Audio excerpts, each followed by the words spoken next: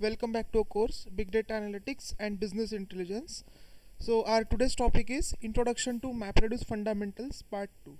In the previous lectures we have discussed about MapReduce fundamental. We understand what is map, what is reduce, what are the what are the benefits of using that, how it works, how it deals with various kinds of tool.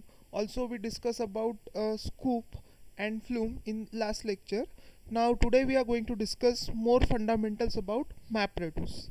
So it include various things: understanding the MapReduce objects, then deciding how decide the number of maps in MapReduce, then how to decide number of reduces in a MapReduce, then understand the MapReduce data flow, and Hadoop MapReduce terminology. So these are the various things that we are going to discuss in today's lecture. Now understanding a MapReduce object. So there are three main objects involved in the MapReduce. One is a mapper, second one is a reducer, and third one is a driver. So what is the role of mapper? Mapper, it takes input as a data and split them into several pieces. So we have already seen that mapper will take the input as a data set and divide this data set into a key value pair. It divides your data into a key along with its value pair. So this is what a output means. Mapper will take input as a data and produces output as a data in key value format. Key and the value. Suppose I have written a line, I have given the input to mapper function as a line, I am Nisarga Gandhevar. So this is what my input.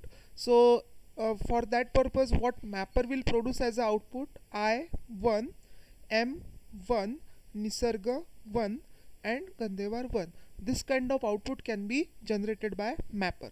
Whatever the output generated by mapper, that will be given as an input to the reducer. Reducer accepts the key base group data from the mapper output and reduces it by aggregation logic, and again it gives the output in the form of key value pair. Okay, suppose we consider the example of word count program. In that case, we have given the input to the mapper as a single line, then it will return the key along with the 1.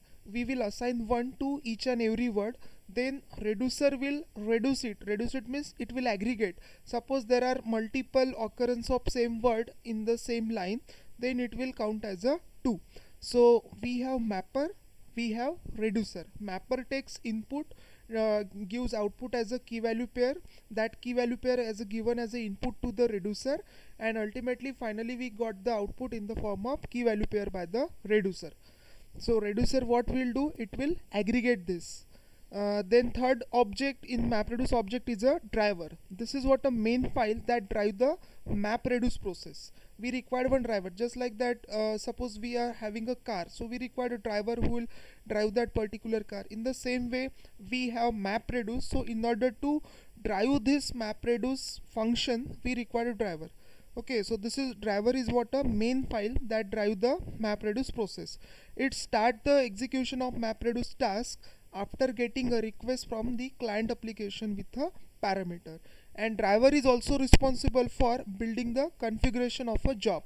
See, in this case, in case of MapReduce, we required one configuration file, which configuration file consists of the various parameters and setting related to MapReduce, and also we need to prepare a job that we need to submit to Hadoop cluster for execution. So all these things will be the part of MapReduce object. So here we have seen three things: mapper, reducer and the driver. Now the next topic is how to decide number of maps in a MapReduce. So it is totally based on size of input data and size of a data split block. We in the initial lectures we have seen that Hadoop will divide the data. It split the data into a file size of 128 MB. This is a default block size. Suppose I have 5 TB of data, suppose I have 2 GB of data, so I am going to divide this data into a block of 128 MB. This is a by default size, but that we can change. So in this case, what is our problem? Our problem is to decide how many number of maps should be there in the MapReduce. So what are the criteria to decide the number of maps? So there are two things are there. One is a input data size, and second one is a size of a data split. Okay, so we'll take a simple example. If we have a SDFS data file of 5 TB and block size is of size 128 MB. So in that case, we are going to decide 40,960 map is used to process that particular data. Means our data file size is of 5 TB and each block size is of 128 MB. So in that case, we are going to generate, or we are going to take 40,960 map in that particular problem. So there are two criteria for deciding map. One is a input data size and second one is a data split size. Now next one is number of reducers in a MapReduce. So number of reducers are created based on the mapper's output. Okay, it totally depend on mapper's input as well as the output. However, if you hardcode the number of reducers in the MapReduce, it won't matter how many nodes are present in the cluster. Additionally, we can set the number of reducer at the runtime also along with the MapReduce command by using the command prompt. So this is how we can decide the number of reducer in MapReduce. Then this is what understanding a MapReduce data flow, which already you are aware about this. We have the preloaded local input data. Our data is stored in the SDFS. We already discussed about SDFS. SDFS is used for storing of a big data. Then that big data is submitted to mapper. There will be a mapping process which divides your data into key value pair. So this is considered as an intermediate data from the mapper. Then intermediate data generated by mapper undergoes a two operation. One is a sorting and shuffling operation. Sorting and shuffling operation will be takes place. Then a reducing process comes into existence. So we'll submit this output of a mapper to as an input to the reducer, and finally output stored locally. So this is how MapReduce data flow is there, means how the flow, complete flow of MapReduce will takes place.